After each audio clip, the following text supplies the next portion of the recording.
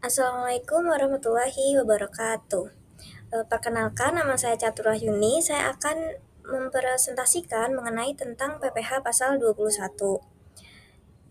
Yang pertama, PPh 21 itu merupakan pemotongan pajak atas penghasilan sehubungan dengan pekerjaan jasa atau kegiatan yang dilakukan oleh pemberi kerja, bendahara pemerintah, dana pensiun perusahaan.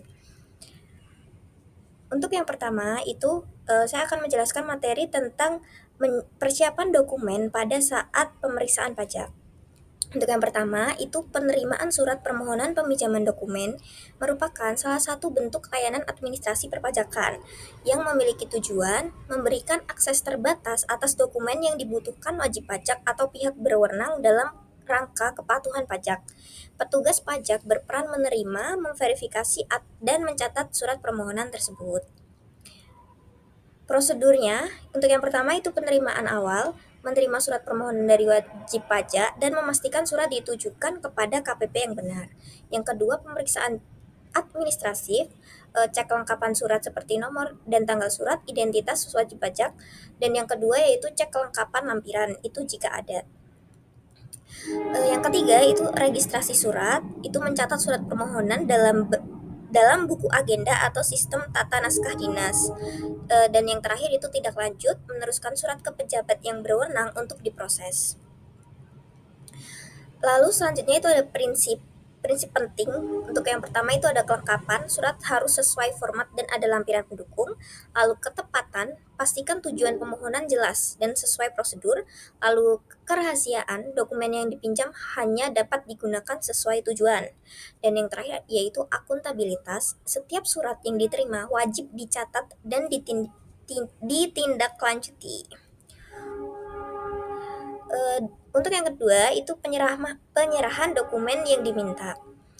Itu tindak lanjut dari surat permohonan peminjaman dokumen yang diajukan oleh wajib pajak. Tujuannya memberikan dokumen sesuai permintaan dengan prosedur yang tertib, aman, dan dapat dipertanggungjawabkan. Prosesnya itu yang pertama itu persiapan, petugas mengidentifikasi dokumen yang diminta sesuai surat permohonan, memastikan dokumen yang akan diserahkan itu lengkap. Yang kedua itu verifikasi pihak peminjam, memastikan identitas pemohon, NPWP, surat kuasa atau ID pegawai pajak, mencocokkan dengan surat permohonan yang sudah diterima dan dicatat. Untuk yang ketiga itu penyerahan dokumen, itu dokumen diserahkan secara langsung kepada pihak yang berhak disertai dengan BAST, berita acara serah terima. BAST ini memuat yang pertama itu ada identitas pemberi dan penerima dokumen, daftar dokumen yang diserahkan, tanggal penyerahan, dan yang terakhir tanda tangan kedua belah pihak. Untuk yang terakhir itu pencatatan dan arsip. Petugas mencatat penyerahan dokumen dalam register atau agenda peminjaman. Ada prinsip pentingnya, itu yang pertama legalitas, yang kedua kelengkapan, yang ketiga keamanan dan kerahasiaan, dan yang terakhir itu ada akuntabilitas. Selanjutnya itu ada tanda terima dokumen yang dipinjamkan, itu bukti sah bahwa dokumen telah dipinjamkan kepada pihak pemohon. Fungsinya memberikan kepastian hukum. Prosedurnya yang pertama itu persiapan, menyusun daftar dokumen yang dipinjamkan sesuai permintaan, lalu pembuatan tanda terima. Format tanda terimanya itu berisi ini ada identitas peminjam, identitas pemberi, daftar dokumen yang dipinjamkan, tanggal pinjam, dan lain sebagainya. Untuk yang selanjutnya itu penyerahan dan pengesahan. Tanda terima dibuat rangkap dua, yang satu untuk peminjam dan yang satu itu buat arsip DJP. Untuk yang terakhir itu pencatatan, nomor tanda terima dicatat dalam buku register peminjaman dokumen. Prinsip pentingnya itu ada transparansi, akuntabilitas, kepastian hukum, dan kedisiplinan. Selanjutnya itu ada penerimaan kembali dokumen dari pemeriksa pajak.